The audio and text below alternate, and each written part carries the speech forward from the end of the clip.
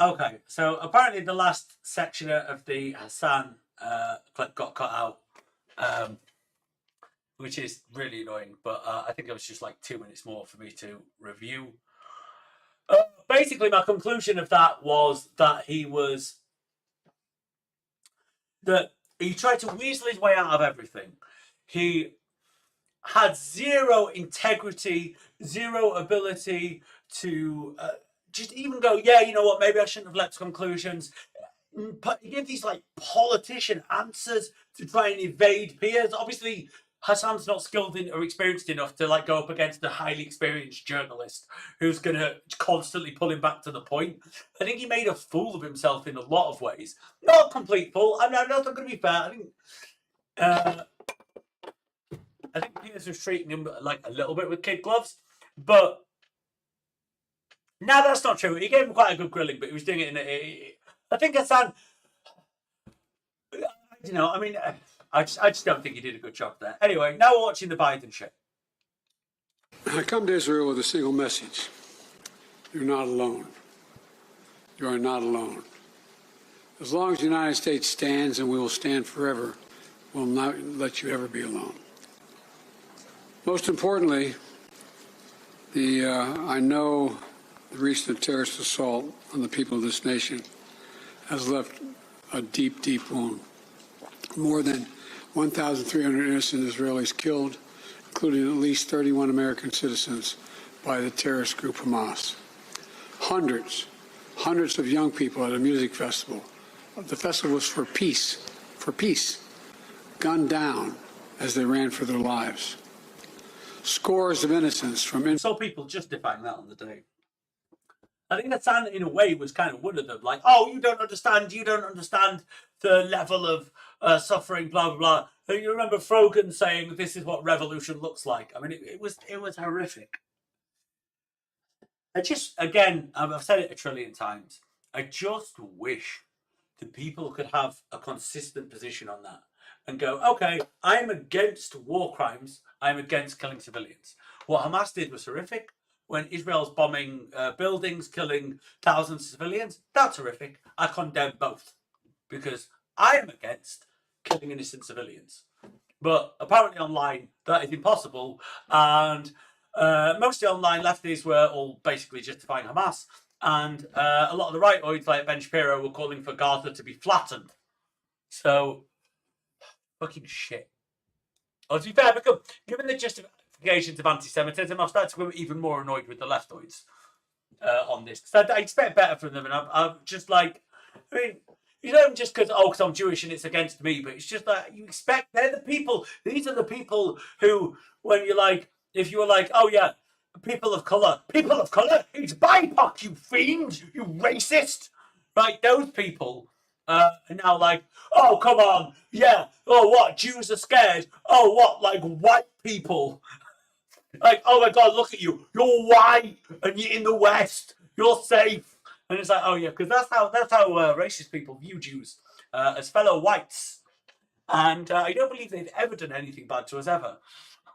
Come on, like, but no, because it's the internet, and everyone has to have an idiotic, oversimplistic bullshit view. Of course, Jews don't count, and that's happened more and more where Jews just on like when there's anti-Semitism, people just don't count it as a form of racism. To elderly grandparents, Israelis and Americans taken hostage, children slaughtered, babies slaughtered, entire families massacred, rape, beheadings, bodies burned alive. Hamas committed atrocities that recall the worst ravages of ISIS, unleashing pure, unadulterated evil upon the world. There's no rationalizing it, no excusing it, period. The brutality we saw would have cut deep anywhere in the world, but it cuts deeper here in Israel. October 7th, which was a sacred Jewish holiday, became the deadliest day for the Jewish people since the Holocaust. It has brought to the surface painful memories and scars left by millennia of anti-Semitism and the genocide of the Jewish people. The world watched then, it knew, and the world did nothing. We will not stand by and do nothing again. Not today, not tomorrow, not ever. To those who are living in limbo, waiting desperately to learn the fate of a loved one, especially to families of the hostages, you're not alone. We're working with partners throughout the region, pursuing every avenue to bring home those who are being held captive by Hamas. I can't speak publicly about all the details, but let me assure you, for me... to say nitpicking, but it looked like he was about to say prisoner, and then he changed it to captive, and I'm kind of wondered why. To be held prisoner, captive. So it's the same thing. What's the difference? As the American president, there's no higher priority than the release and safe return of all these hostages. To those who are grieving, a child, a parent, a spouse, a sibling, a friend, I know you feel like there's that black hole in the middle of your chest. You feel like you're being sucked into it. The survivor's remorse, the anger, the questions of faith in your soul. Yeah, I think Biden's lost, like, what, a wife? Didn't he? Definitely one of his sons. Did he leave 2 kids? He definitely lost one of his sons. So, yeah, I think he's definitely speaking from a place of, like, experience. It's actually crazy when you, like, look at a lot of the shit that's, like, happened in his personal life, and you're like, holy fuck, Jesus. Even if you know, I like Biden, but even if you don't like Biden, you kind of have to go, oh, God. I lost a kid, lost a wife. Starting at staring at that empty chair, sitting Shiva. The first Sabbath without them. They're the everyday things, the small things that you miss the most. The scent when you open the closet door. The morning coffee you shared together. The bend of his smile, the perfect pitch of her laugh. The giggle of your little boy, the baby. For those who have lost loved ones, this is what I know. They'll never be truly gone. There's something that's never fully lost. Your love for them and their love for you. And I promise you, you'll be walking along some days and say, what would she or he want me to do? You smile when you pass a place that reminds you of them. That's when you know. When a smile comes to your lips before a tear to your eye, that's when you know you're going to fully make it. That's what will give you the fortitude to find life, make your resolve. But they never did, and they never will. Instead, we saw incredible stories of heroism and courage. Israelis taking care of one another. Neighbors forming watch groups to protect their kibbutz. Opening their homes to shelter survivors. Retired soldiers running into danger once again. Civilian medics flying across rescue missions. And off-duty medics at the music festival caring for the wounded before becoming victim himself. Not because we Volunteers don't retrieving condemn this bodies insane Hamas attack. He's absolutely right to say these words. I just know he doesn't afterwards say the words to those families, and I kind of think that people should. I kind of think that people should remember that on both sides, it's human beings caught in the middle. It's people, and the solution is peace. The solution is to actually try and build peace and justice for Jews in Israel and for Arabs and for everybody. Right. So I think, yeah, everything he's saying here is brilliant. It's so moving because, again, it's coming from a place of like knowing what it's like to lose a wife, to lose a son. But at the same time, like that's kind of true on all sides. And I don't know what Biden could do here, because Biden kind of politically in America has to back Israel completely. And I don't know what his intervention to go, hey, you know what, both sides are really suffering. We need to make peace. No idea what Israel should do in response. So, because that's not really getting anyone anywhere. It's so difficult. This situation's so difficult. And I think if anything, this is what's pissed me off the most, is that people keep making out this insanely complex situation is so simple, so obvious. Like, it really isn't. Dead so families could bury their loved ones in accordance with Jewish tradition. Reservists, leaving behind their families, their honeymoons, their studies abroad, without hesitation, and so much more. The State of Israel was born to be a safe place for the Jewish people of the world. That's why it was born. I've long said, if Israel didn't exist, we'd have to invent it. While it may not feel that way today, Israel must again be a safe place for the Jewish people. And I promise you, we're going to do everything in our power to make sure that it will be. 75 years ago, just 11 minutes after its founding, President Harry S. Truman and the United States of America became the first nation to recognize Israel. We've stood by your side ever since. We're going to stand by your side now. My administration was in close touch with your leadership from the first moments of this attack. We're going to make sure we have what you need to protect your people, to defend your nation. For decades, we've ensured Israel's qualitative military edge. And later this week, I'm going to ask the United States Congress for an unprecedented support package for Israel's defense. We're going to keep Iron Dome fully supplied so it can continue standing sentinel over Israeli skies, saving Israeli lives. We've moved U.S. military assets to the region, including positioning the USS Ford Carrier Strike Group in the Eastern Mediterranean, with the USS Eisenhower on the way to defer further aggression against Israel, and to prevent. See, people might criticize that, and I 100% get why, but they're trying to stop like Iran or anyone like this getting involved. Doesn't matter what your position on it is. If Iran or other nations start invading Israel, it's going to be a bloodbath on all sides. Like, you think it's bad now, you think there's thousands dead now, wait and see, right? Okay, so like whatever you say, America's sending a couple of ships there to go look. If you invade Israel, Iran, or anyone else will back them up. It's not because they want war. It's the last thing they want. It's like the opposite. It's go, no, look, it's not in your interest to get involved here. Iran, Hezbollah, just stay out of it, because if you fully invade, we'll intervene. Now, I don't know if Iran did invade and then America intervenes. Now, to be fair, they probably have to, because they genocide the Israelis. I don't know if the Iranians would, but certainly Hezbollah would, given half the chance. So it's a very difficult situation. This conflict from spreading. The world will know that Israel is stronger than ever. And my message to any state or any other hostile actor thinking about attacking Israel remains the same as it was a week ago. Don't. Since this terrorist attack took place, we've seen it described as Israel's 9/11. But for a nation the size of Israel, it was like 15 9/11s. The scale may be different, but I'm sure those horrors have tapped into some kind of primal feeling in Israel, just like it did and felt in the United States. Shock, pain, rage, an all-consuming rage. I understand, and many Americans understand. You can't look at what has happened here to your mothers, your fathers, your grandparents, sons, daughters, children, even babies, and not scream out for justice. Justice must be done.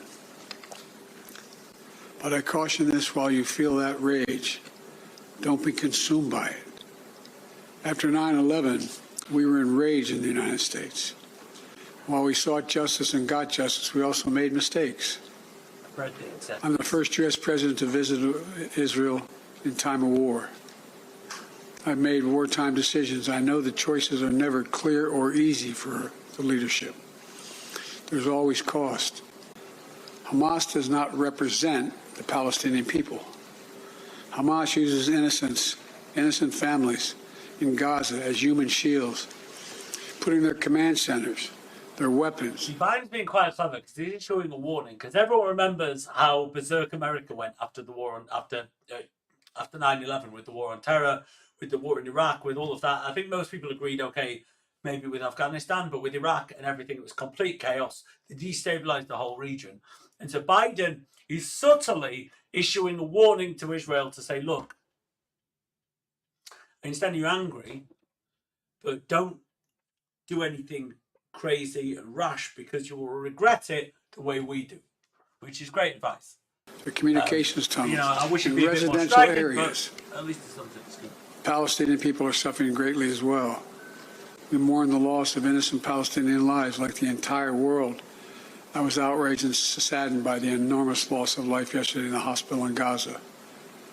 Based on the information we've seen to date, it appears the result of an errant rocket fired by a terrorist group in Gaza. The United States unequivocally stands for the protection of civilian life during conflict and tragedy. The people of Gaza need food, water, medicine, shelter. Today, I asked the Israeli cabinet, who I met with for some time this morning, to agree to the delivery of life-saving humanitarian assistance to civilians in Gaza, based on the understanding that there will be inspections and that the aid should go to civilians, not to Hamas. Israel agreed the humanitarian assistance can begin to move from Egypt to Gaza. I think people criticize, and rightly so, criticize certainly America's support and response to this. But I just kind of wonder if Biden's not doing more behind the scenes. Because politically, it's very difficult for an American president to come out hard against Israel. But he's got them to go, okay, fine, we'll open the Rafah crossing. Remains to be seen if they'll do it. But he's got them to do that. He's subtly issuing warnings, and you wonder what behind the scenes he's saying more and more. Like, listen, look what we did after 9/11. Look at the problems it caused. Look at the chaos we caused with our wars. Don't make that mistake. So I think, maybe I'm reading too much into it, so I like Biden, but I feel like subtly, right, he's trying to say to the Israelis, be careful, and also don't be monsters, let aid in. I mean, 20 vans, according to Amnesty International, is nothing. The lorry's going, it's bugger all. Need 100 to 120 more, but at least it's something. Let me be clear. If Hamas diverts or steals the assistance, they will have demonstrated once again that they have no concern for the welfare of the Palestinian people. And it will end. As a practical matter, it will stop the international community from being able to provide this aid. We're working in close cooperation with the government of Egypt, the United Nations, and its agencies like the World Food Program and other partners in the region to get trucks moving across the border as soon as possible. Separately, I ask Israel. There seems to be some ambiguity. Israel seems to be saying, yeah, we'll let Egypt open the border. No, we won't. Yes, we will. There seems to have been bombings there. Apparently, America told its citizens they could go to the border, it'd be okay, and Israel bombed it. So it's very confusing exactly what's happening. That the global community demand that the International Red Cross be able to visit hostages. I just demanded that the United States fully supports. Today, I'm also announcing $100 million in new U.S. funding for humanitarian assistance in both Gaza and the West Bank. This money will support more than 1 million displaced and conflict-affected Palestinians, including emergency needs in Gaza. You are a Jewish state. You are a Jewish state, but you're also a democracy. And like the United States, you don't live by the rules of terrorists. You live by the rule of law. And when conflicts flare, you live by the law of wars. What sets us apart from the terrorists is we believe in the fundamental dignity of every human life. Israeli, Palestinian, Arab, Jew, Muslim, Christian, everyone. You can't give up what makes you who you are. If you give that up, then the terrorists win. And we can never let them win. See, it's giving these subtle inducements. Don't go crazy. Don't be violent. Don't be brutal. This genocidal rhetoric coming out. He can't come out and say that as the US president. Politically for Biden, it's impossible. And like the Republicans will have a field day. And so he's very subtly giving them these inducements, which again make you think behind closed doors, what has he actually been saying to them?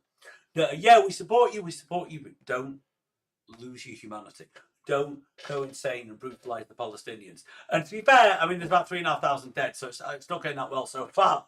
But he's just giving these little subtle warnings. I think people have criticised Biden, whereas given what he can do realistically, I actually think he's done a little bit more. I think he's like actually saying to Israelis, be careful. Don't lose your humanity. Remember what happened to us after 9/11. And again, it's very milquetoast. It's very weak. I'm not saying, oh, Biden, the peacemaker, look, he saved everybody. It's very weak, but at least it's something, and I think it's actually quite clever what he's doing. You know, Israel's a miracle, a triumph of faith and resolve and resilience over impossible pain and loss. Think about October 7th, the Jewish holiday, where you read about the death of Moses, a tragic story of a profound loss to an entire nation, a death that could have left hopelessness in the hearts of the entire nation. But though Moses died, his memory, his message, his lessons have lived on for generations of the Jewish people as well as many others. And just as the memory of your loved ones will live on as well. After reading the story of Moses' death, those who observe the holiday began reading the Torah from the very beginning. The story of creation reminds us of two things. First, that when we get knocked down, we get back up again, and we begin anew. And second, when we're faced with tragedy and loss, we must go back to the beginning and remember who we are. We are all human beings, created in the image of God with dignity, humanity, and purpose. In the darkness, to be the light unto the world is what we're about. You inspire hope and light for so many around the world. That's what the terrorists seek to destroy. That's what they seek to destroy. Because they live in darkness. But not you. Not Israel. Nations of conscience like the United States and Israel are not measured solely by the example or power, and we're measured by the power of our example. And that's why, as hard as it is, we must keep pursuing peace. We must keep pursuing a path so that Israel and the Palestinian people can both live safely. I'm sorry, but I feel like I make a terrorist dignity. attack. Like, imagine if someone was saying this to America after 9/11. This, like, complete, I understand on a deeply personal level your pain. I understand the anger. The terrorists are evil. It's terrible what's happened. It's horrific. But just remember, they're trying to destroy humanity. Don't let them. Right? You know what? I'm sorry. I think this is a great speech, Josh. And in peace. You know, could it have been better? Sure. But you know what? This isn't bad. For me, that means a two-state solution. We must keep working for Israel's greater integration with its neighbors. These attacks have only strengthened my commitment and determination and my will to get that done. I'm here to tell you the terrorists will not win. Freedom will win. So let me end where I began. Israel, you're not alone. The United States stands with you. I've told the story before, and I'll tell it again, of my first meeting with an Israeli prime minister 50 years ago as a young senator. I was sitting across from Golda Meir at her desk in her office. And she had a guy who later became prime minister, sitting next to me, just before the 1973 Yom Kippur War. And she flipped the maps up and down, telling me how bad things were and how terrible they were. All of a sudden, she looked at me and she said, "Would you like a photograph?" I looked at her. She got up from her desk and walked out into that hallway. I think it's marble flooring.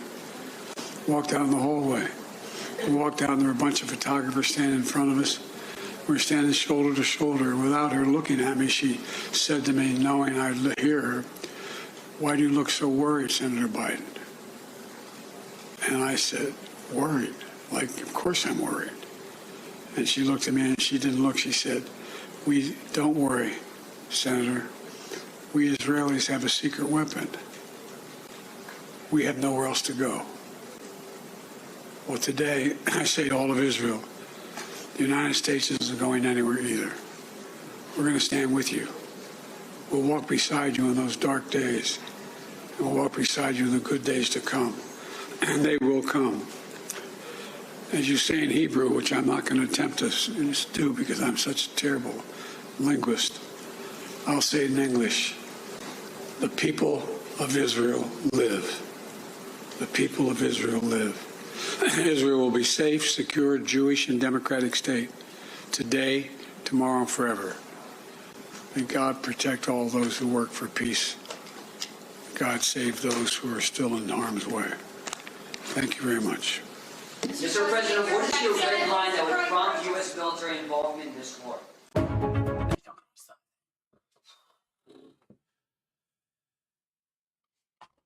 Oh, Jesus. Yeah, okay. So, and for a lot of people who might want to criticize Biden and say he didn't go far enough, he doesn't do a lot of stuff, I just want to remind people of this. This is what... For those who yearn for peace in the Middle East. He could have done this instead. He could have done this instead. Lands, for those in Europe, For those all around the world who yearn for peace, we must do everything we possibly can to stop the terror. There are a few killers who want to stop the peace process that we have started, and we must not let them. For the sake of humanity, for the sake of the Palestinians who suffer, for the sake of the Israelis who are under attack, we must stop the terror. I call upon all nations to do everything they can to stop these terrorist killers. Thank you. Now watch this drive. No, years later, it was just hilarious.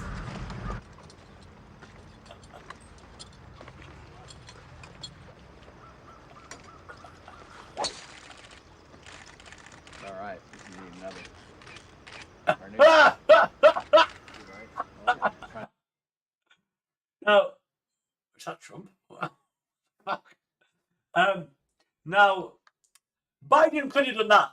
So I'm sorry. I think Biden did it much better. You know what I mean? Like, I think on terrorism, that's as US presidents go, that was a pretty good speech. Like, you know what? I'm pro Biden on that one. I mean, I'm pro Biden generally, but okay. Right. Is there anything else going on? Anything else I want to see? No. There's about 3 people watching, so probably not. Yeah, that's across various platforms. So anyway, I will see everybody soon. That was a fun stream. Unfortunately, it broke halfway through, but fuck it.